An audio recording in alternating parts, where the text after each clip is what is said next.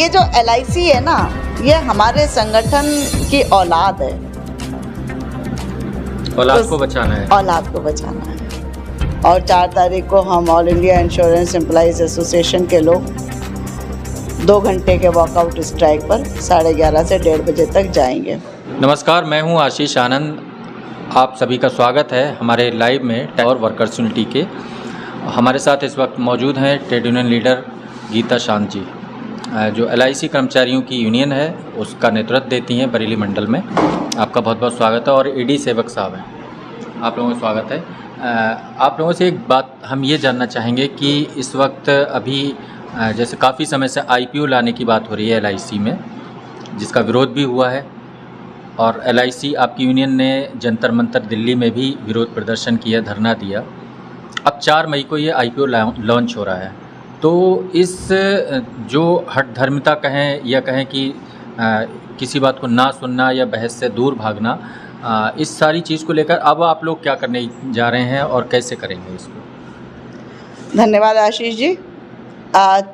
LIC का IPO 4 तारीख को पब्लिक के लिए खोला, सब्सक्रिप्शन के लिए खोला जा रहा है। और 4 तारीख को हम all India insurance employees association के लोग 2 घंटे के वॉकआउट स्ट्राइक पर 11:30 से 1:30 बजे तक जाएंगे। ये प्रक्रिया लगभग 30 साल पीछे से चल रही है। जब से न्यू लिबरल पॉलिसीज़ दुनिया के अंदर आई हैं, तब से ये प्रयास चल रहा था कि भारत का जो बीमा क्षेत्र है, इसको प्राइवेट कंपनीज़ के लिए और पूंजीपतियों को फ़ायदा पहुंचाने के लिए इसको मुफीद बनाया जाए। तो यह हमारा 30 साल का संघर्ष है, 30 साल से भी ज़्यादा का।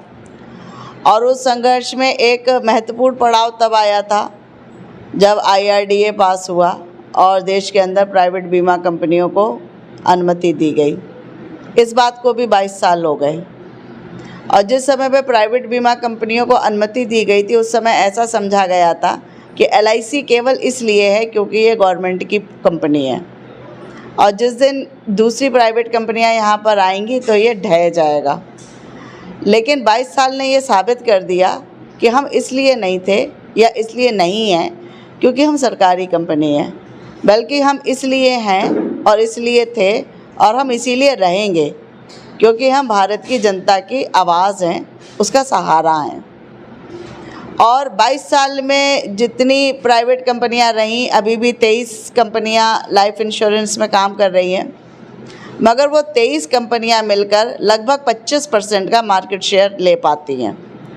और 70 से 75% का मार्केट शेयर आज 22 साल बाद भी LIC के पास है। तो जो ये कॉरपोरेट कैपिटल है, ये बाज़ार में एक पब्लिक सेक्टर का मुकाबला नहीं कर पाई। और जब ये बाज़ार में मुकाबला नहीं कर पाई है, तो इसने ये बैकडोर बनाया है कि इसके ज़रिए सरकारों को अपने साथ करके और पार्लियामेंट के थ्रू वो अपना स्थान बनाना चाहते हैं। और जो हमारा संघर्ष है, ये संघर्ष हमारा कोई अपनी केवल नौकरी का सवाल नहीं है, तनख्वाहों का सवाल नहीं है, सुविधाओं का सवाल नहीं है, बल्कि इस संघर्ष के द्वारा हम इस देश की जनता को ये बताना चाहते हैं कि अब तक लगभग 55 लाख करोड़ रुपया पंचवर्षीय योजनाओं के माध्यम से LIC इस देश में निवेश कर चुकी है। और जो हमारा नॉर्थ ईस्ट है पूरा का पूरा, उसका टोटल डेवलपमेंट LIC के द्वारा उसकी देखरेख होती है। इस देश के अंदर कोई भी का मतलब कोई भी एक संस्थान ऐसा नहीं है, एक जगह ऐसी नहीं है, कोई क्षेत्र ऐसा नहीं है जिसमें LIC का कंट्रीब्यूशन ना हो। यहाँ तक कि सरकार को कभी जब भी ज़रूरत, चाहे शेयर मार्केट में पड़ी है या कोई दूसरी संस्था डूब रही है, उसे आर्थिक दिक्कत है, तो उसने LIC से कहा है और LIC ने हमेशा उसका साथ दिया है। केवल सरकार का साथ देने की बात नहीं है। इस देश के अंदर अगर मोस्ट ट्रस्टेड ब्रांड का अवार्ड किसी भी संस्था के खाते में प्राइवेट कंपनियों के से प्रतिस्पर्धा करते हुए जो हमेशा हमारे पास रहा है, वो कोई कायम नहीं रख पाया है। 99% से ऊपर का हमारा क्लेम सेटलमेंट का रेशियो है, जो विश्व के लिए एक कीर्तिमान है। केवल 5 करोड़ से बनाई गई एक संस्था की आज संपत्तियां लगभग 38 लाख करोड़ रुपए हैं। अगर आप सोचो तो ये कैसी अद्भुत संस्था है कि जो पैसे भी बना रही है, जो देश के लिए भी काम कर रही है, जो लोगों को भी सहारा दे रही है। अगर आपकी भी कोई पॉलिसी हो और किसी महीने की किसी तारीख पे ड्यू है, अगर उसका कोई भी पेमेंट और आपने उसके कागज़ समय से जमा कर दिए हों, तो ये आपका अनुभव होगा कि उस खाते में उस दिन में पैसे पहुंच जाते हैं आपके, है ना। 100% ईमानदारी की संस्था है। तो एक ऐसी अद्भुत संस्था जो बनाई गई, इस देश के लोगों ने बनाई। ये इतनी अद्भुत है क्यों? क्योंकि इसमें कॉमन पीपल इन्वॉल्वमेंट है, और हम लोग भी जितने कर्मचारी हैं सब साधारण घरों से आए हुए साधारण लोग हैं। हमने यहाँ ईमानदारी और निष्ठा से, और हमारे एजेंट का अथाह परिश्रम है इसमें, जो उसने इतनी बड़ी परिसंपत्तियाँ और इस संस्था को बनाकर खड़ा किया। तो सवाल आज जो है वो IPO, पहले तो ये था कि 5 से 10% लाया जाएगा, फिर बीच में खबर चली कि 25% भी आ सकता है, और फिर आज जो देश की परिस्थिति है, जो विश्व की परिस्थिति है और हमारा संघर्ष, इन सब चीज़ों को मिलाकर आज हम इस जगह खड़े हैं कि 4 तारीख को 3.5% IPO लाया जा रहा है।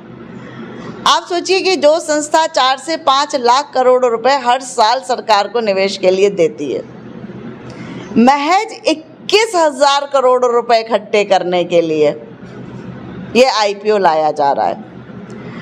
इसकी प्रीमियम कॉस्ट पहले यह बताया गया कि ये लगभग 2,000 रुपए की होगी एक शेयर की। कितना मतलब कहना चाहिए कि बेशर्मी का सेंटेंस है ये, कि निवेशकों को फ़ायदा पहुंचाने के लिए या उनकी सुविधा को देखते हुए इस शेयर की कीमत को अब 900 रुपये के आसपास रखा गया है। यानी कि आप एक चीज़ को कौड़ी के दाम में बेचना चाह रहे हो कि वो कैसे खरीद ले सामने वाला। मतलब एक तरह की जिद है ये। एक तरह की जिद नहीं है ये, जिद नहीं है ये कमिटमेंट है कॉरपोरेट के प्रति सरकार का, है ना। और आप एक वर्ल्ड क्लास ऑर्गेनाइजेशन के बारे में कैसे बात कर रहे हो कि आपने फरवरी में इस LIC का वैल्यूएशन 15 लाख करोड़ रुपए सरकार ने किया था, किसी और ने नहीं किया था। मार्च में आप कहने लग गए कि ये 11 लाख करोड़ है, और आज शेयर निकालते समय आप कह रहे हो कि इसका वैल्यूएशन 6 लाख करोड़ है। तो ये सब चीज़ें अपने आप में ये स्पष्ट करती हैं कि LIC का शेयर लाना, LIC को डिसइन्वेस्ट करना एक्चुअली आर्थिक मुद्दा नहीं है। हम सब लोगों को ये बात समझनी है। ये पैसे का मामला है ही नहीं, ये एक राजनीतिक मामला है जो पब्लिक सेक्टर को उठाकर प्राइवेट सेक्टर की तरफ कन्वर्ट कर देना चाहता है। मतलब अभी जो 3.5% है उसको आगे धीरे धीरे करके बढ़ाना है, और नहीं तो क्यों लाया जा रहा है? अगर किसी चीज़ का आगाज़ है तो उसका एक अंजाम भी होगा। मतलब ये अब अगर हमारा हाँ शुरुआत है ये, और आगे ये बढ़ेगा। किस तरह बढ़ेगा ये हमारे संघर्ष पर निर्भर करेगा, इस देश के लोगों पर निर्भर करेगा कि वो क्या देखना चाहते हैं। क्या वो ये देखना चाहते हैं कि नॉर्थ ईस्ट के डेवलपमेंट में खर्च होने वाला पैसा सिस्टम से हटा लिया जाए? क्या वो ये देखना चाहते हैं कि जो पैसा सरकार के पास पहुंचता है किसी पार्टी के पास नहीं पहुंचता? यही फ़र्क है सरकारी कंपनी के द्वारा देने में और किसी पूंजीपति के दिए जाने में। यही फ़र्क है आशीष जी, कि पूंजीपति पार्टियों को पैसा देते हैं, राजनीतिक दलों को पैसा देते हैं, लेकिन सरकारी संस्थान जो होते हैं वो सरकार को पैसा देते हैं, जिसका कि इस्तेमाल जनता के तमाम कामों में और देश के तमाम कामों में किया जाता है। तो अगर इस देश की जनता को ही ये समझना है कि अगर इस पैसे को जो देश के काम है तमाम, उनमें कौन देगा? फिर आप इन सब संस्थानों को ख़त्म कर दोगे एक एक करके। इस देश की फ़ौज के लिए खर्चा कहाँ से आएगा? पुलिस के लिए खर्चा कहाँ से आएगा? इन सब विधायिकाओं न्यायपालिकाओं को चलाने के लिए पैसा कहाँ से आएगा? ये जो महंगाई बढ़ती हुई आपको दिख रही है विस्फोट की तरह, ये जो तमाम नए नए टैक्सेस आपको दिखाई दे रहे हैं आपकी इकोनॉमी में, ये सब यही है। आप जितना पब्लिक सेक्टर, गवर्नमेंट सेक्टर से आने वाले राजस्व को कम करते चले जाएंगे, इन निवेशों को कम करते चले जाएंगे, आप आर्थिक संकट में डूबती जाएगी यहाँ की जनता।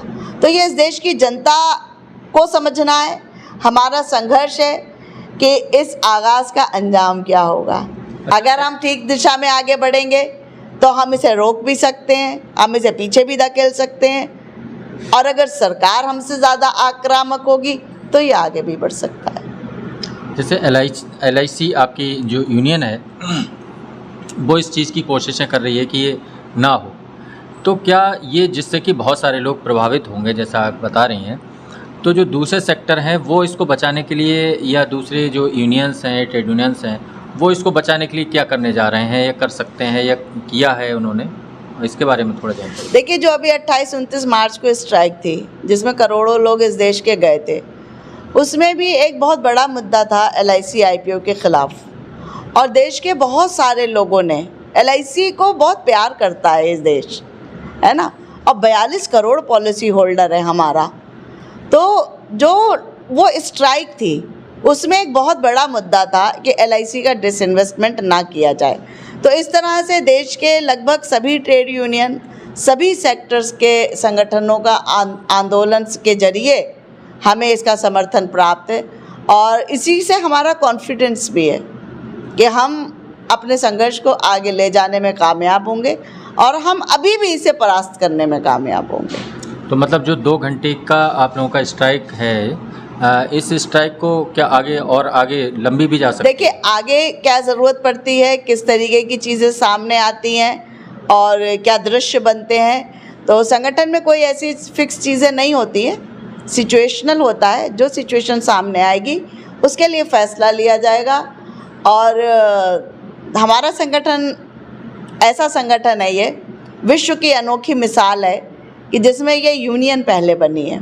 All India insurance employees association, ये प्राइवेट कंपनियों में काम करते हुए हमारे जो पूर्वज थे उन्होंने बनाई है, और उन्होंने ही ये विचार उस समय की सरकार को दिया कि आप इस तरीके से जनता की बचतों को इकट्ठा करके और अपनी बीमा कंपनी बनाइए, और उस विचार को उस समय की सरकार ने स्वीकार किया, और तब 1 सितंबर 1956 को इस देश को भारतीय जीवन बीमा निगम प्राप्त हुआ।